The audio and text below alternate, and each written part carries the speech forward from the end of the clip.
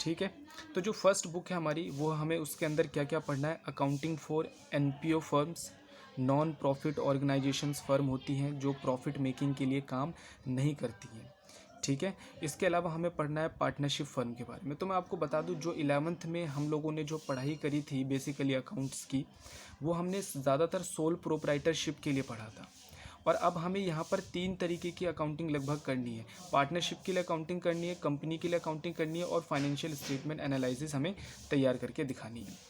ठीक है। तो 40 नंबर में जो पहली वाली बुक है उसमें आपको एनपीओ फर्म्स की अकाउंटिंग करनी है, यानी वो फर्में जो प्रॉफिट के लिए काम नहीं करती। ऐसी बहुत सारी फर्में हैं जो प्रॉफिट मेकिंग के लिए काम नहीं करती, जो चैरिटेबल ट्रस्ट के तौर पर काम करती है। तो क्या उनका हिसाब किताब नहीं होता? उनका भी हिसाब किताब होता है। तो इस चैप्टर के अंदर बेसिकली हम एनपीओ फर्म्स के बारे में पढ़ेंगे कि कौन कौन से अकाउंट्स उनके अंदर प्रिपेयर किए जाते हैं, उनका प्रॉफिट लॉस या फिर जो सरप्लस है, डेफिसिट है, वो किस तरीके से कैलकुलेट होता है और चीज़ों को कैसे एडजस्ट किया जाता है। दूसरे नंबर पे जो हम पढ़ने वाले हैं वो पढ़ने वाले हैं हम पार्टनरशिप फर्म्स के बारे में, कि पार्टनरशिप फर्म के बारे में अकाउंटिंग कैसे की जाती है। 11th में हमने सोल प्रोप्राइटरशिप के बारे में पढ़ा था, लेकिन 12th में अब जो हम पढ़ने वाले हैं वो हम पार्टनरशिप फर्म के बारे में पढ़ेंगे कि भाई जब 2 व्यक्ति या 2 से ज़्यादा व्यक्ति मिलकर बिजनेस करते हैं तो उनके अकाउंट कौन कौन से प्रिपेयर होते हैं, उनका प्रॉफिट लॉस कैसे सेटल होता है, और भी बहुत सारी चीज़ें इसके अंदर हम पढ़ने वाले हैं। सेकेंड बुक जो हमें पढ़नी है वो हमारी 20 नंबर कवर करेगी, अकाउंटिंग फॉर कंपनीज़, यानी कि कंपनीज़ की अकाउंटिंग कैसे की जाती है, कौन कौन से अकाउंट बनाए जाते हैं, शेयर कैसे इशू किया जाता है, उसकी क्या जनरल एंट्रियाँ पास की जाती है, डिबेंचर क्या होते हैं। ये सारी चीज़ें हम सेकंड बुक के अंदर पढ़ने वाले हैं। बहुत बड़ा टॉपिक है। और जो थर्ड नंबर पे हम लोगों ने पढ़ना है वो हमें पढ़ना है फाइनेंशियल स्टेटमेंट एनालिसिस, जो हम सबसे लास्ट में पढ़ेंगे कि फाइनेंशियल स्टेटमेंट एनालिसिस क्या होती है, इनमें कौन कौन से चैप्टर पढ़ने। तो ये प्रॉपर एक बुक है जिसके अंदर तो 3 बुकें हम लोगों ने यहाँ पर पढ़नी है। तो तीनों बुकों के बारे में मैंने आपको थोड़ा थोड़ा सा इंट्रोडक्शन बताया कि 3 बुक हैं हमारी। ठीक है बच्चों। उसके बाद सबसे पहले भैया हम क्या पढ़ेंगे, हम आपको फर्स्ट बुक स्टार्ट करवाएंगे, क्योंकि आपके स्कूल वगैरह में या जो आपके ऑनलाइन क्लासेस हो रही है ज़्यादातर सारे टीचर आपको फर्स्ट बुक ही पढ़ा रहे होंगे। तो फर्स्ट बुक के अंदर हम एनपीओ पहले ना शुरू करके हम पार्टनरशिप फर्म के लिए अकाउंटिंग पहले हम स्टार्ट करेंगे। तो कई सारे चैप्टर इसके अंदर हमें बेसिकली पढ़ने हैं। तो आइए ज़रा देखते हैं पार्टनरशिप अकाउंटिंग। सबसे पहले जो पार्टनरशिप अकाउंटिंग होती है वो कैसे की जाती है, इंडियन पार्टनरशिप एक्ट 1932। देखो हर चीज़ का कानून होता है जिसके तहत हमें चलना होता है। एग्जाम्पल के तौर पे अगर कोई व्यक्ति चोरी कर लेता है या कोई व्यक्ति मर्डर कर देता है तो उसके लिए हमारे हमारे कानून में लिखा है कि हम उसको क्या सज़ा देंगे। ऐसा थोड़ी कि किसी व्यक्ति ने चोरी कर ली तो इंडियन पुलिस उसे जाके गोली मार देती है, ऐसा नहीं होता।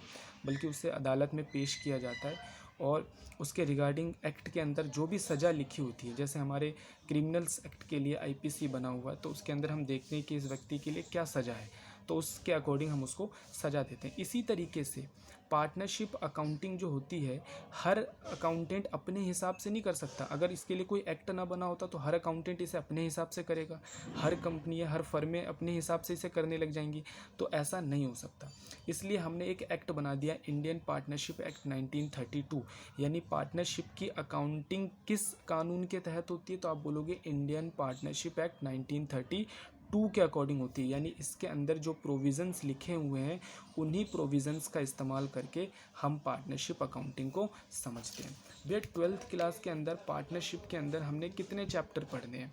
12th क्लास के अंदर पार्टनरशिप के अंदर हम लोगों ने पढ़ना है फंडामेंटल ऑफ पार्टनरशिप। इसका मतलब क्या होता है? फंडामेंटल ऑफ पार्टनरशिप का मतलब होता है, जैसे बेसिकली हम स्कूल में जब पढ़ने के लिए जाते हैं, शुरू में हमारा एडमिशन हुआ पहली क्लास में, तो हमने वहाँ पे टीचर ने हमें ABCD सिखाई। ठीक है, हिंदी में हमें क ख ग सिखाया, तभी हमें किताब पढ़ना आ पाया। उसके बाद हमने ग्रामर सीखी, प्रोनाउंसिएशन सीखा, और भी बहुत सारी छोटी छोटी चीज़ें सीखी। तो समझ लो ये चैप्टर पूरे पार्टनरशिप की ABCD ही हमें समझाती है। यानी फंडामेंटल ऑफ पार्टनरशिप के अंदर पूरे पार्टनरशिप में कौन कौन से अकाउंट बनने हैं, कैपिटल अकाउंट कैसे बनता है, छोटी छोटी चीज़ें जैसे interest on capital, interest on salary, ठीक है, सैलरी के रिगार्डिंग जानकारी हमें मिलती है, और भी बहुत सारी जानकारियाँ। इंटरेस्ट ऑन लोन, अगर किसी पार्टनर ने जो है लोन प्रोवाइड किया हुआ है फर्म को, तो उस पर किस तरीके से इंटरेस्ट वगैरह प्रोवाइड किया जाता है, ये सारी चीज़ें हमने यहाँ पर पढ़नी है। तो यानी कुल मिलाकर हमें पार्टनरशिप की ABCD पढ़नी है फंडामेंटल ऑफ पार्टनरशिप के अंदर। दूसरे नंबर पे हमें करना है nature and the valuation of goodwill. Goodwill बहुत अच्छी टर्म्स है, काफ़ी बड़ी टर्म्स है, तो इसको हम लोग इस चैप्टर के अंदर समझेंगे कि पार्टनरशिप फर्म के अंदर गुडविल की क्या इंपॉर्टेंस है और इसकी वैल्यूएशन की कैसे की जाती है, कितने मेथड होते हैं इनकी वैल्यूएशन करने के लिए, और इसमें इसके क्या क्या नेचर है। अगले नंबर पे हमारा change in profit sharing ratio. Basically जो एग्जिस्टिंग पार्टनर है, एग्जांपल के तौर पर अगर किसी फर्म के 2 पार्टनर हैं और वो आपस में काम कर रहे हैं, ठीक है, तो ए और बी 2 पार्टनर थे, मान के चलता हूँ मैं कि 2 पार्टनर है, ए और बी दोनों बिजनेस करते हैं। अब जो ए पार्टनर है और बी पार्टनर है वो दोनों 1:1 में, यानी कि जितना भी प्रॉफिट होता था आधा आधा बांट लेते थे। जैसे 1 लाख का प्रॉफिट हुआ तो 50,000 ए और 50,000 बी बांट लेता था। लेकिन उनके बीच में ए जो था वो ज़्यादा वर्क करता है, बी कम वर्क, तो बी और बी ने बैठकर आपस में बात करी कि भाई मैं ज़्यादा काम करता हूँ, मुझे ज़्यादा प्रॉफिट मिलना चाहिए। तो दोनों सहमत हो गए, हाँ भाई तू ज़्यादा काम करता है, बी भी सहमत हो गया। तो इन्होंने बैठकर इस रेशो को बदल दिया, इस रेशो को कर दिया 2:1।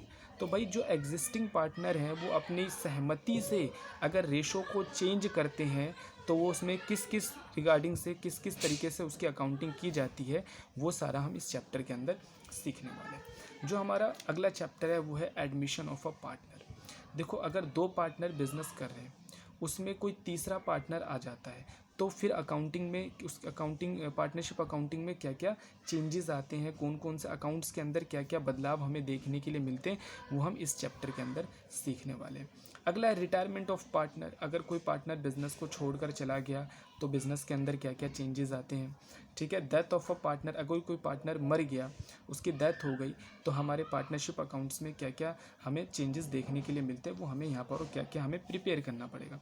फिर है डिसोल्यूशन ऑफ पार्टनरशिप, यानी जब पार्टनरशिप का डिसोल्यूशन हो जाता है, यानी जब पार्टनरशिप ख़त्म हो जाती है तो हमें अकाउंटिंग किस तरीके से करना पड़ती है। तो बेसिकली मैंने आपको बताया कि हमारे पार्टनरशिप के अंदर हम पार्टनरशिप एक्ट 1932 के अकॉर्डिंग उसको चलाते हैं, और 12th क्लास में ये 7 चैप्टर आप लोगों ने पढ़ना है। पहला fundamental of partnership, nature and valuation of goodwill, तीसरा change in profit sharing ratio, चौथा admission of a partner, retirement of a partner, death of a partner और डिसोल्यूशन ऑफ पार्टनर।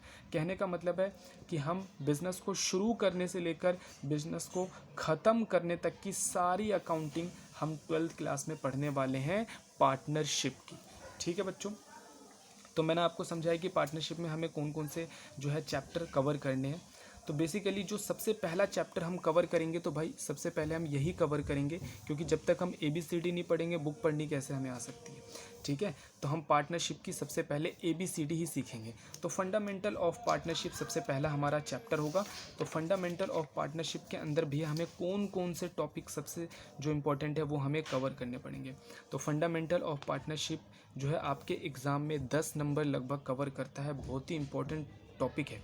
और कुछ टॉपिक्स जो है इसके अंदर बहुत इंपॉर्टेंट है, उनके ऊपर हम वीडियो ज़्यादा देर तक की वीडियो बनाएंगे, काफ़ी सारे उसके क्वेश्चन सोल्व करेंगे। तो सबसे पहला टॉपिक जो है वो है definition and features of the partnership, कि पार्टनरशिप की डेफिनेशन क्या होती है, उसके फीचर्स क्या क्या है, कैसे हम पहचानेंगे कि पार्टनरशिप फर्म है। दूसरे नंबर पे हमें पढ़ना है पार्टनरशिप डीड, बहुत ही इंपॉर्टेंट टर्म है कि पार्टनरशिप डीड क्या होता है, ठीक है। Profit and loss appropriation account हम यहाँ पर सीखने वाले हैं। पार्टनर्स कैपिटल अकाउंट सीखने वाले हैं। इंटरेस्ट ऑन कैपिटल, जो पार्टनर्स कैपिटल लगाते हैं उसके ऊपर इंटरेस्ट कैसे दिया जाता है। इंटरेस्ट ऑन ड्राइंग, जो पार्टनर्स ड्राइंग करते हैं यानी जो पैसा निकालते हैं तो उनकी ड्राइंग के ऊपर इंटरेस्ट कैसे फर्म्स चार्ज करती है। Interest on partners loan. इसी तरीके से पास्ट एडजस्टमेंट, अगर हमारे जो है अकाउंट्स हैं उनके अंदर कुछ गलतियां हो गई, खातों में कुछ गलतियां हो गई, तो उनको ठीक कैसे किया जाता है, यानी उन्हें ठीक करे बगैर अगर हमने प्रॉफिट डिस्ट्रीब्यूशन कर लिया है तो उसको ठीक करने का क्या तरीका। और लास्ट टॉपिक है हमारा गारंटी ऑफ अ प्रॉफिट, कि पार्टनर्स को क्या गारंटी दी जा सकती है प्रॉफिट की, और गारंटी दी जाती है तो उसे किस तरीके से सेटलमेंट किया जाता है, कौन कौन से अकाउंट बनाए जाते हैं। तो ये सारी चीज़ें हम यहाँ पर सीखने वाले हैं। तो बेसिकली आज मैंने आपको कुछ पढ़ाया नहीं, मैंने आपको 12th का सिलेबस बताया और मैंने आपको बताया कि अगली वीडियो के अंदर मैं कौन सा चैप्टर पढ़ाने वाला हूँ। तो अगली वीडियो में चैप्टर पढ़ाने वाला हूँ फंडामेंटल ऑफ पार्टनरशिप, जिसके अंदर हम टॉपिक कवर करेंगे definition and features of partnership. तो बच्चों मिलते हैं अगली क्लास के अंदर, जिसके अंदर मैं आपको definition and features of partnership समझाने वाला हूँ। अगर वीडियो अच्छी लगी है तो लाइक करिए, कमेंट करिए और सब्सक्राइब करिए चैनल को। ठीक है, और अगर कोई भी डाउट है तो आप मुझे कमेंट बॉक्स में भी बता सकते हैं। इसके अलावा आप मुझे व्हाट्सएप भी कर सकते हैं।